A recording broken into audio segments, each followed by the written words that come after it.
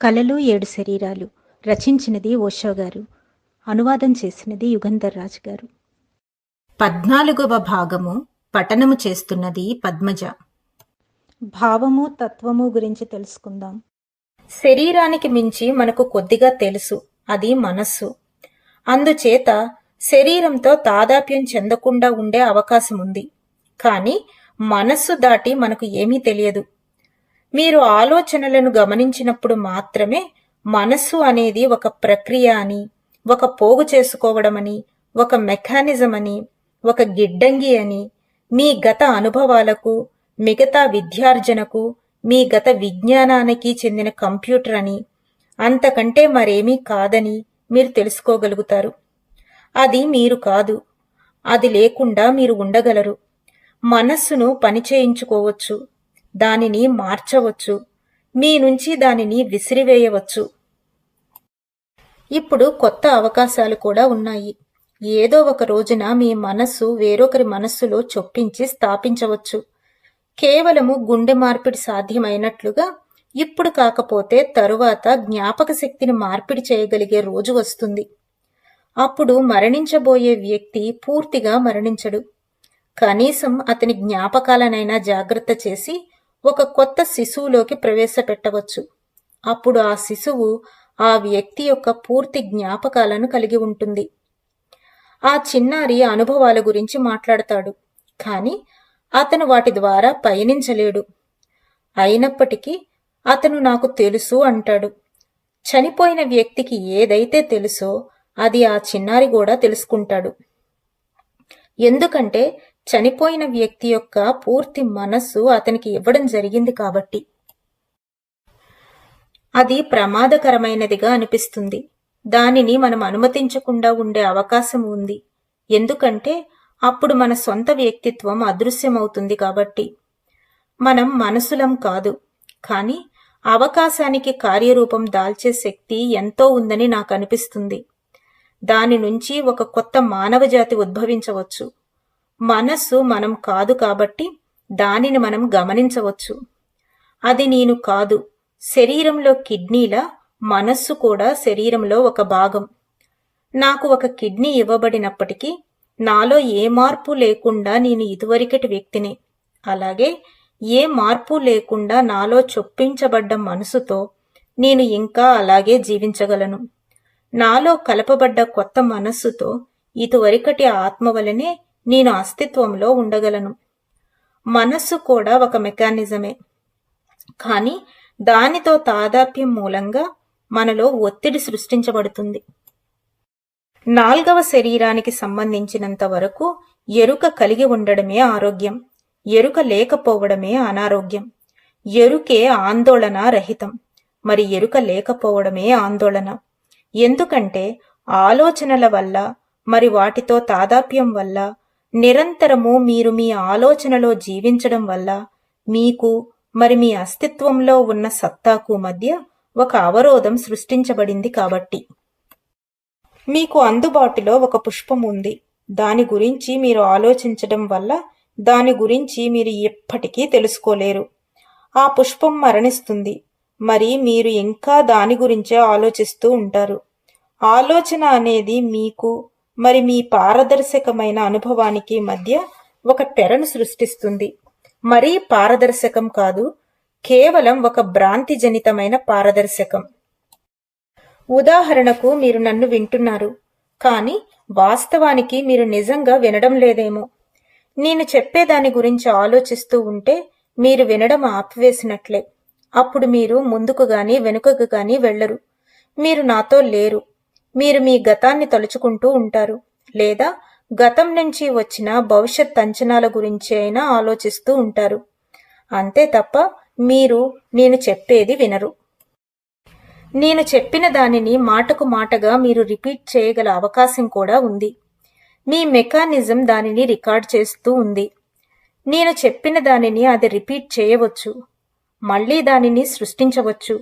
అప్పుడు మీరు చెప్పేది నేను విని ఉండకపోతే మళ్లీ దానిని ఎలా చెప్పగలుగుతాను అని మీరు వాదిస్తారు. కానీ టేప్ రికార్డ్ నన్ను వినదు. మీ మనస్సు ఒక యంత్రంలా సదా పనిచేస్తూ ఉండగలదు.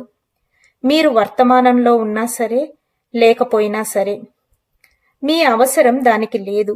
మీరు వింటూనే ఆలోచిస్తూ ఉండవచ్చు. మనస్సు అనేది 4వ శరీరం, అంటే మానసిక శరీరం. ఇదే ఒక అవరోధం అయ్యింది. మీకు మరి అసలు ఉన్నదానికి మధ్య ఒక అవరోధం ఉంది. దానిని స్పృశించిన మరుక్షణం మీరు అనుభవానికి దూరమైపోతారు. మీరు దానిని చూసిన మరుక్షణం మీరు దానికి దూరంగా జరిగిపోతారు. మీ చేతిని నా చేతిలోకి తీసుకున్నాను. ఇది ఒక అస్తిత్వంలో ఉన్న విషయం. కానీ మీరు అప్పుడు ఉండకపోవచ్చు. అప్పుడు మీరు దానిని మిస్ అయినట్లే. మీరు తెలుసుకున్నారు, మీరు స్పృశించారు, మీరు అనుభవించారు, కానీ మీరు మాత్రం మీ ఆలోచనలో ఉన్నారు. అందుకే 4వ శరీరంలో ప్రతి వ్యక్తి తన ఆలోచన విధానాన్ని ఏకమొత్తంగా ఎరుకతో గమనించగలిగి ఉండాలి. ఎంపిక చేయకుండా, నిర్ణయించకుండా, జడ్జి చేయకుండా కేవలం వాటి ఎరుకతో ఉండాలి. మీరు ఎరుకతో ఉంటే తాదాప్యం చెందకుండా ఉంటారు. మీ మనస్సు యొక్క మెకానిజంతో తాదాప్యం చెందకుండా ఉండడమే ఒత్తిడి లేకుండా ఉండడం అంటే. 5వ శరీరమే ఆధ్యాత్మిక శరీరం. 5వ శరీరానికి సంబంధించినంత వరకు ఉన్న ఏకైక ఒత్తిడి ఏమిటంటే ఆత్మజ్ఞానం లేకపోవడమే. అన్ని వేళలలోనూ మీరు ఉంటారు. మీ గురించి మీకు తెలియదని మీకు నిశ్చయంగా తెలుసు. మీరు జీవితాన్ని సాగిస్తారు. మీరు ఇది చేస్తారు, అది చేస్తారు. మీరు దానినో ఏదో ఒక దానిని సాధిస్తారు. కానీ మీ అజ్ఞానం సదా మీతోనే ఉందని అనుభూతి చెందుతారు. అది మీ వెనుక దాగి ఉంటుంది. దానిని ఎంతగా మరిచిపోదామని మీరు ప్రయత్నించినప్పటికీ, దాని నుంచి ఎంతగా తప్పించుకుందామని ప్రయత్నించినప్పటికీ అది సదా మీతోటే ఉంటుంది. మీ అజ్ఞానం నుంచి మీరు తప్పించుకోలేరు.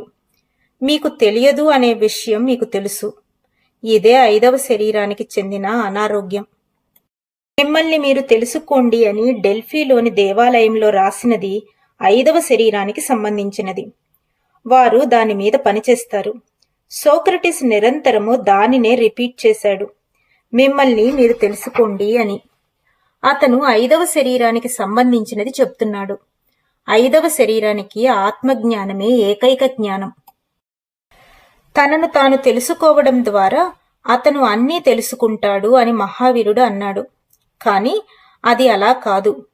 తనని తాను తెలుసుకోవడం ద్వారా ఎవ్వరూ అన్నీ తెలుసుకోలేరు. కానీ విభేదం కరెక్టే. తనను తాను తెలుసుకోకుండా ఎవ్వరూ ఏమీ తెలుసుకోలేరు. అందుకే దానిని సమన్వయం చేయడం కోసం మహావీరుడు మీ గురించి మీరు తెలుసుకోవడం ద్వారా మీరు అన్నీ తెలుసుకుంటారు అని చెప్పాడు. నాకు ప్రతి దాని గురించి తెలిసినప్పటికీ నా గురించి నాకు తెలియకపోతే దానివలన ఉపయోగమేముంది? కనీసం నా గురించి నేను తెలుసుకోకుండా నేను ఈ ప్రాథమికమైన, ఆధారభూతమైన, అత్యున్నతమైన, అంతిమమైన దానిని ఎలా తెలుసుకోగలుగుతాను? ఇది అసంభవం. 5వ శరీరానికి ఒత్తిడి అనేది జ్ఞానానికి అజ్ఞానానికి మధ్య ఉంటుంది. గుర్తుంచుకోండి, నేను జ్ఞానం మరి అజ్ఞానం అని చెబుతున్నాను. జ్ఞానాన్ని మరి అజ్ఞానం అని నేను చెప్పడం లేదు. పుస్తకాల నుంచి జ్ఞానాన్ని సేకరించవచ్చు. తెలుసుకోవడం అనే దానిని దేని నుంచి సేకరించలేము. ఈ భ్రమ నుంచి, మేధస్సుకి జ్ఞానానికి మధ్య ఉన్న అపార్థాల నుంచి ఆపరేట్ చేసేవాళ్లు ఎందరో ఉన్నారు. తెలుసుకోవడం అనేది ఎప్పటికీ మీ సొంతం. నా ఎరుకను మీకు బదిలీ చేయలేను. నా జ్ఞానాన్ని మాత్రమే మీకు బదిలీ చేయగలను. గ్రంథాలు జ్ఞానాన్ని మాత్రమే అందిస్తాయి, జ్ఞానం కాదు. మీరు దైవస్వరూపులు అని, మీరు ఆత్మలని, మీరు పరమాత్మ అని నేను చెప్పవచ్చు. కానీ ఇది తెలుసుకోవడం కాదు. మీరు జ్ఞానాన్ని అంటిపెట్టుకుని ఉంటే మీకు గొప్ప ఒత్తిడి ఉంటుంది. కూడబెట్టుకున్న విశేషీకరణ, సేకరించిన జ్ఞానాన్ని తప్పుడు జ్ఞానంతో పాటు అజ్ఞానం కూడా అక్కడే ఉంటుంది. మీరు అజ్ఞానిగానే ఉంటారు, కానీ మీకు తెలుసు అని మీరు అనుకుంటారు. అప్పుడు ఒత్తిడి ఇంకా ఎక్కువ ఉంటుంది. అంతకంటే అజ్ఞానిగానే ఉంటూ నేను ఒక అజ్ఞానిని అని నిశ్చయంగా తెలుసుకుని ఉండడం ఎంతో ఉత్తమం. అప్పుడు కూడా ఒత్తిడి ఉంటుంది, కానీ అంత ఎక్కువ ఉండదు. ఇతరుల నుంచి సేకరించిన విషయ జ్ఞానంతో మిమ్మల్ని మీరు మోసగించుకోకపోతే అప్పుడు మీలో మీరు అంతరన్వేషణ చేసుకొని జ్ఞానాన్ని పొందే అవకాశం ఉంది. ఎందుకంటే మీరు ఉన్నారు. ఇది మాత్రం నిశ్చయమే కదా. మీరు ఎలా ఉన్నప్పటికీ మీరు ఉన్నారు కదా. దీనిని వ్యతిరేకించలేము. ఇంకొక విషయం, మీరు తెలుసుకున్నవారే కదా. మీరు ఇతరులను తెలుసుకుని ఉండవచ్చు. మీకు భ్రమలు మాత్రమే తెలిసి ఉండవచ్చు. మీరు తెలుసుకున్నది తప్పే కావచ్చు. కానీ మీకు తెలుసు కదా. అందుకే 2 విషయాలను నిశ్చయంగా తీసుకోవచ్చు. 1 మీ అస్తిత్వం, 2 మీ చైతన్యం.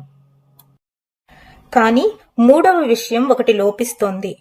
మనిషి యొక్క అసలైన వ్యక్తిత్వాన్ని అస్తిత్వ, చేతనత్వం, ఆనందం, సచిదానందం అవే 3 పార్శ్వాల ద్వారా తెలుసుకోవచ్చు. మనం అస్తిత్వమేనని మనకు తెలుసు. మనం తెలుసుకునే వాళ్ళమని, చైతన్యమని మనకు తెలుసు. ఒక్క ఆనందం మాత్రమే లోపించింది. కానీ మీరు మీ అంతరంలో అన్వేషిస్తే మీరు ఆ 3వ దానిని కూడా తెలుసుకుంటారు. అది అక్కడ ఉంది. ఆనందతత్వం, మన అస్తిత్వం యొక్క ఆనంద పారవస్యం అక్కడ ఉంది. దానిని మీరు తెలుసుకున్నప్పుడు మీ గురించి మీరు సంపూర్ణంగా తెలుసుకుంటారు. మీ అస్తిత్వాన్ని, చైతన్యాన్ని, మీ ఆనందాన్ని. ఈ భాగాన్ని ఇక్కడితో ముగిస్తున్నాను. వచ్చే భాగంలో మళ్ళీ కలుద్దాం. అంతవరకు సెలవు. ధన్యవాదాలు.